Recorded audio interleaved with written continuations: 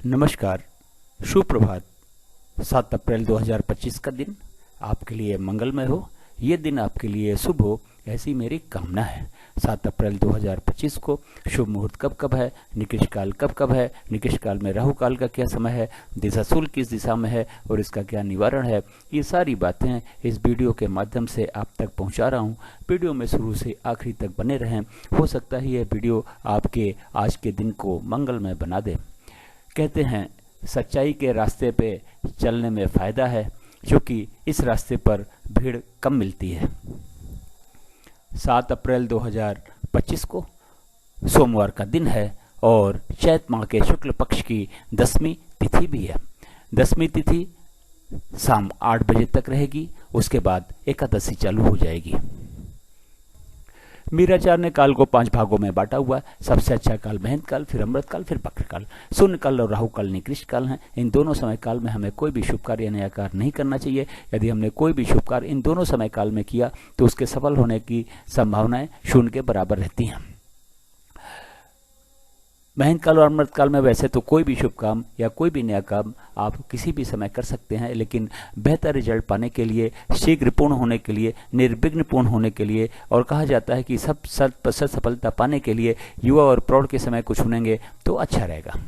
बक्र काल में कहा यह जाता है कि यदि आपने कोई भी कार्य शुरू कर दिया है तो कार्य पूरा हो जाता है, लेकिन बहुत ही ज़्यादा दिक्कतों और परेशानियों के बाद में। तो कोशिश करें कि बक्र काल में कोई शुभ कार्य नया कार्य न करना पड़े तो बेहतर है। अगर किसी वजह से करना पड़ता है तो युवा और प्रौढ़ के समय को चुनेंगे तो हो सकता है कुछ दिक्कतें कम हो जाए, लेकिन उसमें भी ये मान के चलिएगा कि दिक्कतें 1000 आने वाली हैं।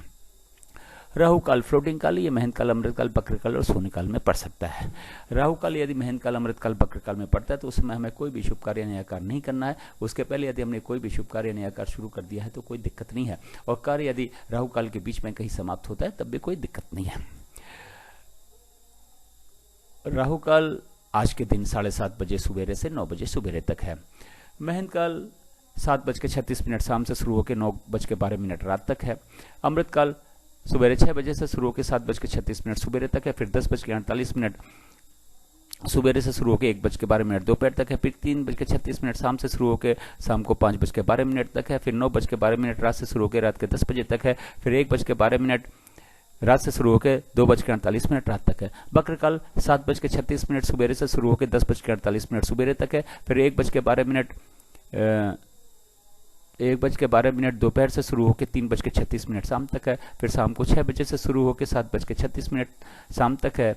इसके बाद बजे रात से शुरू होकर 1:12 रात तक है। फिर 4:24 सुबेरे से शुरू होकर सुबेरे 5:12 तक है।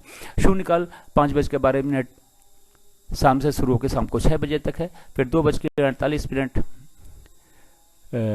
रात से शुरू होकर सुबेरे 4:24 तक है। फिर 5:12 सुबेरे से शुरू होकर सुबेरे 6 बजे तक है। राहु काल जैसा कि मैंने बताया 7:30 बजे सुबेरे से सुबेरे 9 बजे तक है।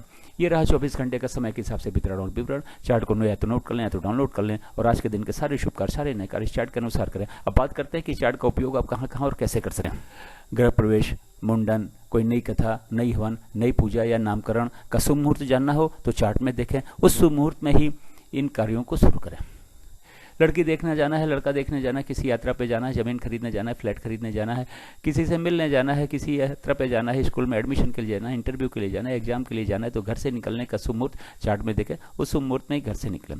किसी बिजनेस मीटिंग या बिजनेस नेगोशिएशन के लिए जाना है तो घर से या फिर ऑफिस से निकलने का शुभ मुहूर्त चार्ट में देखें, और उस शुभ मुहूर्त में ही घर से या फिर ऑफिस से इस बिजनेस नेगोशिएशन या मीटिंग के लिए निकलें।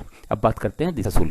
सोमवार का दिन पूर्व और दक्षिण पूर्व की दिशा में दिशाशूल। घर से दर्पण देखने के बाद निकले, लेकिन दिन होता है 24 घंटे का। सुबह 6 बजे से लेकर अगले दिन 6 बजे तक। इस 24 घंटे में कहीं जाके यदि आप वापस आ जाते हैं तो दिशाशूल का कोई दोष नहीं होता, लेकिन किसी वजह से रुकना भी पड़ता है।